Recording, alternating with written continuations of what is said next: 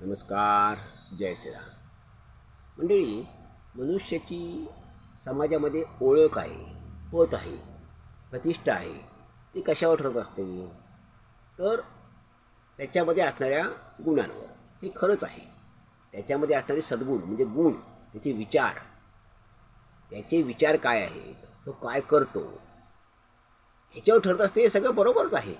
पण त्याच्यापेक्षाही मनुष्य व्यवहारात जीवन जगत असताना तो मग खाजगी आयुष्य असो, सार्वजनिक आयुष्य असो, कसंही असो, कौटुंबिक जीवन असो, मुख्यत्वे करून समोरचे व्यवहार बघत असतो की या माणसाचे, या व्यक्तीचे व्यवहार कसे आहेत.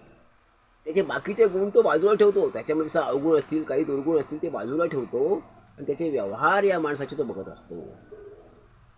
नाही तर व्यवसाय असेल, नोकरी असेल, अगदी व्यवसायामध्ये देखील एखादा व्यावसायिक जर मोठा एखादा उत्पादक आहे, तो अशा व्यावसायिकाला माल देतो, सामान देतो की त्याचे व्यवहार चांगले आहेत.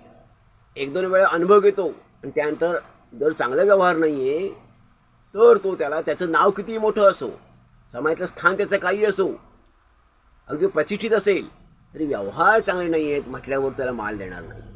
आणि एखाद्याचा समाजात काही मान नसेल, प्रतिष्ठा नसेल समजा दुर्दैवाने, बाकी काही अवगुण असतील, तरी देखील त्याला सामान दिलं जातं, तो उत्पादक पुरवतो. ह्याचं कारण त्याचे व्यवहार चांगले असतात.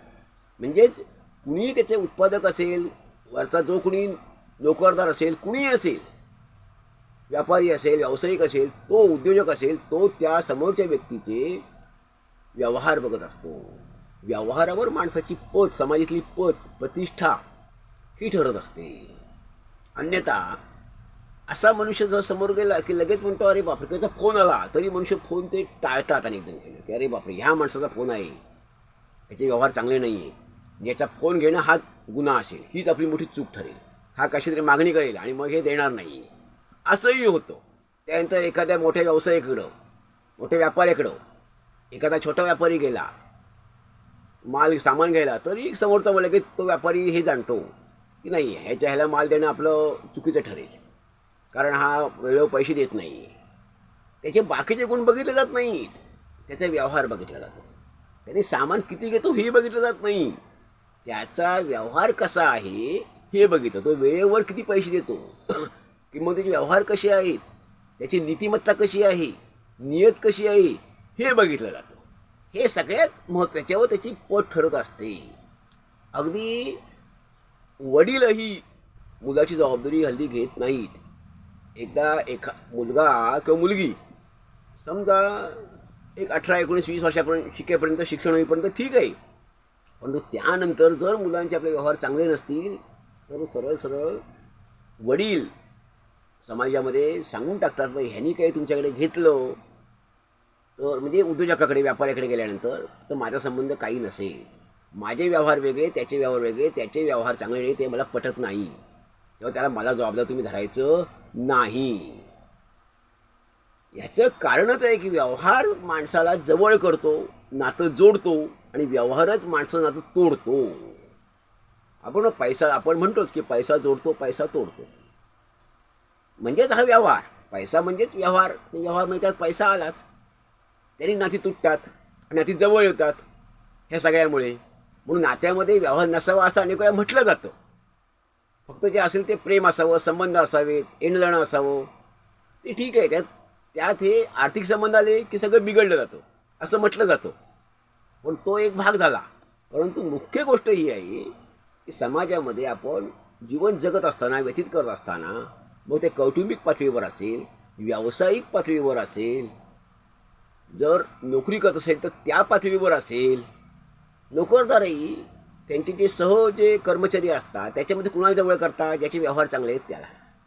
ज्याचे व्यवहार चांगले नाही आहेत त्यांच्या सहकर्मचाऱ्याला ते जवळ करत नाही. त्याच्या काय म्हणतात, त्याचे व्यवहार चांगले नाहीत, हा आपल्याकडनं कशाला तरी गुंतवेल किंवा आपल्या कुठेतरी पैशांमध्ये अडकवेल अशी त्यांना भीती वाटते, किंवा उसने पैसे मागतो सारखे, ते देत नाही परत, असंही असतं. त्यामुळे अशा व्यवहार चांगले नाहीत अशा माणसाला जवळ करत नाहीत. मग तो व्यावसायिक असेल, नोकरदार असेल, किंवा समाजातले विविध घटक असतील. अगदी आई मुलाला पण सांगते की तुझे व्यवहार चांगले नाही, तुझे व्यवहार तू चांगले असले पाहिजेत. ह्याचं कारणच हे आहे की समाजामध्ये असणारी तुमची पत, समाजात असलेली प्रतिष्ठा, समाजात मिळणारा तुम्हाला मान, हा व्यवहार ठरत असतो. आणि ज्याचे व्यवहार चांगले आहेत त्याची समाजात पत असते आणि त्याच्याच शब्दाला मान असतो, त्याच्याच शब्दाला वजन असतं. मग त्याचं भले समजा त्याचे विचार काही असतील, त्याची संघटना कोणती, तो कोणत्याही संघटनेचं काम करत असेल, कोणत्या पक्षाचं काम करत असेल, ते बघितलं जात नाही. त्याचं बाकी वैयक्तिक आयुष्य काय आहे तेही बघितलं जात नाही. तर मनुष्य काय म्हणतो की याचे व्यवहार चांगले नाही, आपल्या व्यवहाराशी संबंध आहे. त्यामुळे व्यक्तीला जर आपापल्या कोणत्याही क्षेत्रामध्ये, मग व्यावसायिक क्षेत्रामध्ये म्हणजे उद्योग विषयामध्ये जायचं असेल, नोकरी या क्षेत्रात जायचं असेल, सेवा क्षेत्रात जायचं असेल, सार्वजनिक जीवनात त्याला प्रगती करायची असेल, थोडक्यात कोणत्याही क्षेत्रात त्याला प्रगती करायची असेल, तर त्याचे व्यवहार चांगले असणं हे सगळ्यात गरजेची गोष्ट आहे, महत्त्वाची गोष्ट आहे. त्यामुळे माणसाची पत, समाजामध्ये जी पद बनते, त्याला जी प्रतिष्ठा मिळते, त्याला जो मान मिळतो, सन्मान मिळतो, तो व्यवहारावर मिळतो. व्यवहार चांगले नाहीत म्हटल्यावर सामान्य व्यापाऱ्याला मोठा व्यापारी जवळ करत नाही, नोकरदाराला त्याचा सहकर्मचारी नोकरदार जवळ करत नाही. समाजामध्ये जीवन जगत असताना देखील अनेक मित्रमंडळी अशा मित्रांना लांब ठेवतात, त्यांच्यापासून दूर जातात. ह्याचं कारणच आहे की व्यवहारामुळे तर मान मिळतो किंवा व्यवहारामुळे माणूस बदनाम होतो. ज्याच्या व्यवहार चांगले असतात त्याचं नाव कानफाट्या पडतं, तो बदनाम होतो. त्यामुळे व्यवहार चांगले असतील तर समाजामध्ये त्याला प्रगतीची दारं खुली होतात आणि त्याला मान मिळतो, त्याची पत निर्माण होते, त्याला प्रतिष्ठा मिळत असते. त्यामुळेच व्यवहार हा एक सर्वश्रेष्ठ गुण आहे.